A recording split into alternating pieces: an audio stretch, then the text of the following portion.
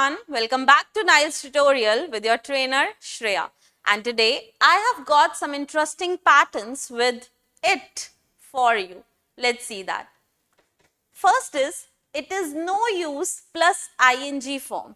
हिंदी में हम इसे कहते हैं कोई फायदा नहीं है, कोई फायदा नहीं.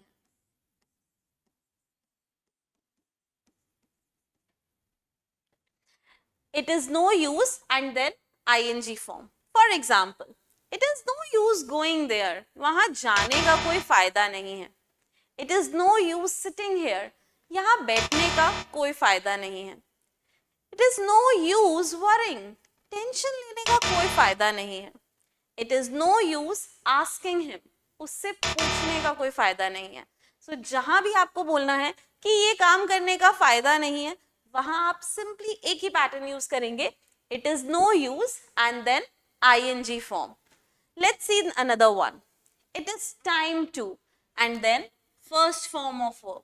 हिंदी में जब हमें कहना है कि ये करने का समय है, so we will say it is time to and then first form. For example, it is time to study. पढ़ने का समय है. It is time to party. Party करने का समय है. It is time to say goodbye to everyone. सबको अलविदा कहने का समय है. Is it time to laugh? अब यहाँ मैंने is आगे क्यों लगाया? Because we are asking a question. यहाँ मैं question पूछ रही हूँ, क्या ये हंसने का समय है? Is it time to laugh? वैसे ही अगर हमें कहना है, क्या ये पढ़ने का समय है? Is it time to study? क्या ये खेलने का समय है? Is it time to play? तो जब हमें ये कहना है कि ये करने का समय है, we will say it is time to and then first form of verb. Another one is it is easy to then first form. जब हमें ये कहना है कि ये तो बहुत आसान है, मुश्किल है या असंभव है और ये करना तो बहुत ज़रूरी है या बहुत ही खतरनाक है, so वहाँ हम इन पैटर्न्स को यूज़ करेंगे. It is easy to first form. थोड़े से एग्जाम्पल्स देखते हैं इस पैटर्न के. It is easy to learn English. Hindi में कहते हैं इंग्लिश सीखना तो बहुत आसान है. तो जहां आपको बोलना है कि ये करना बहुत आसान है, वहां हम बोलेंगे it is easy to and then first form of verb. Like खाना बनाना तो बहुत आसान है. It is easy to cook food. Letter लिखना तो बहुत आसान है. It is easy to write letter. It is easy to criticize. Criticize का मतलब होता है निंदा करना. हिंदी में कहते हैं निंदा करना तो बहुत आसान है.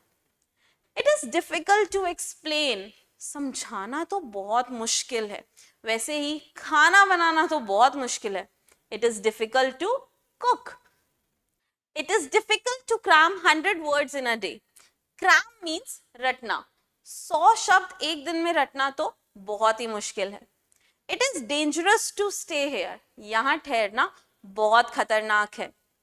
It is necessary to learn English. English सीखना बहुत ज़रूरी है. It is impossible to defeat him. उसे हराना तो असंभव है. वैसे ही आप बोल सकते हो उसे समझाना तो असंभव है. So it is impossible to make him understand.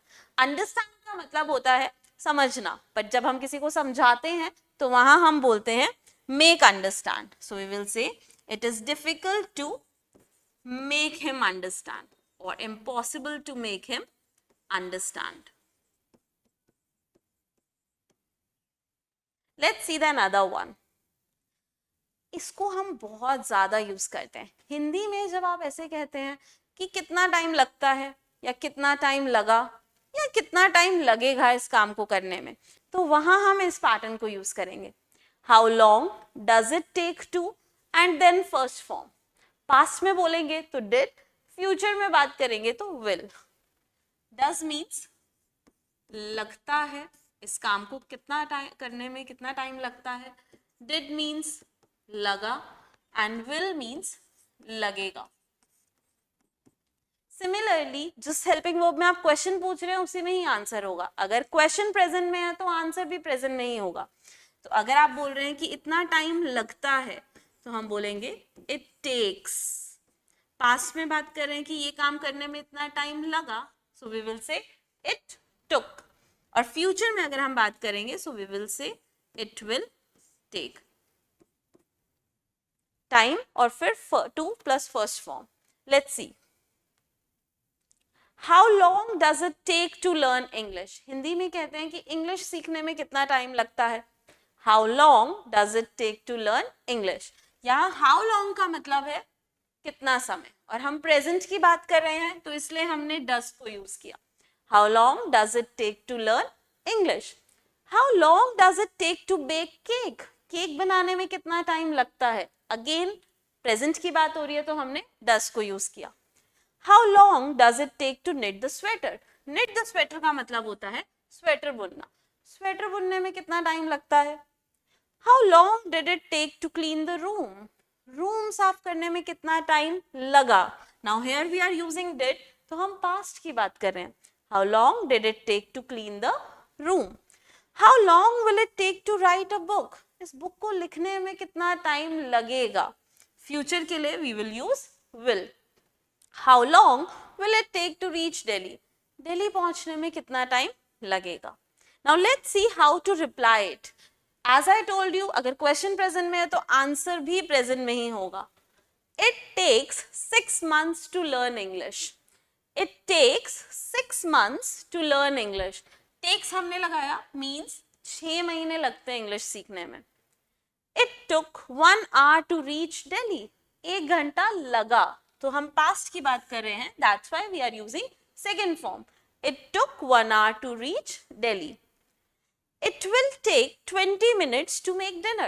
20 minute और लगेंगे डिनर बनाने में।